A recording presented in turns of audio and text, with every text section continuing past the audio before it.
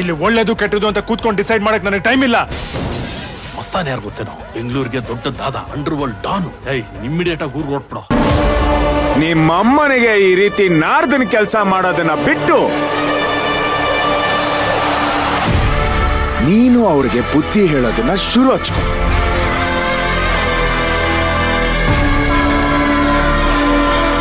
ನಿನಗೂ ಒಳ್ಳೇದು, ನನಗೂ ಒಳ್ಳೇದು.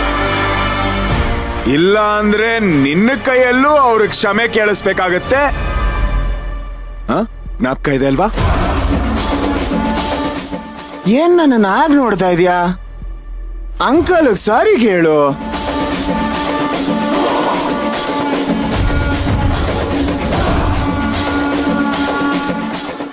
ಡ್ಯಾಡ್, ಇದೆಲ್ಲ ಬಿಟ್ಟಾಕಿ ಅವ್ರ ಕ್ಷಮೆ ಕೇಳೋದು ಕೇಳಿ.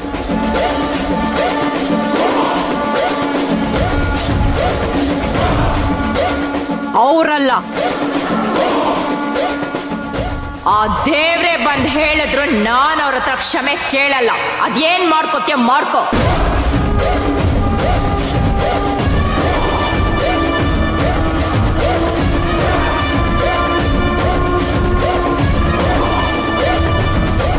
ನೋಡಿದ್ರ ಡ್ಯಾಡ್, ನೋಡಿ ನಿಮ್ ಮಿಸ್ಸಸ್ ವರ್ಸೇನ.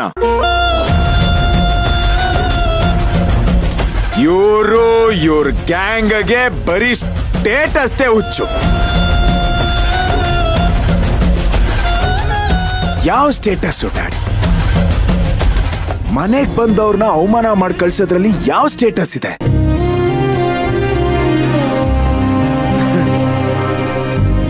ಅವ್ರು ಇಲ್ಲಿಗೆ ಯಾಕೆ ಬಂದಿದ್ರು?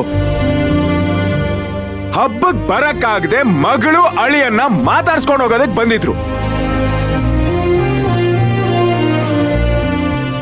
ಅಂತವ್ರ ಕರ್ದು ಸತ್ಕಾರ ಮಾಡಿ 4 ಒಳ್ಳೆ ಮಾತಾಡಿ ಕಳ್ಸ್ಕೊಟ್ಟಿದ್ರೆ ಅವಾಗ ಇವ್ರ ಸ್ಟೇಟಸ್ ತಪ್ಪಲ್ಲಿರತ್ತು.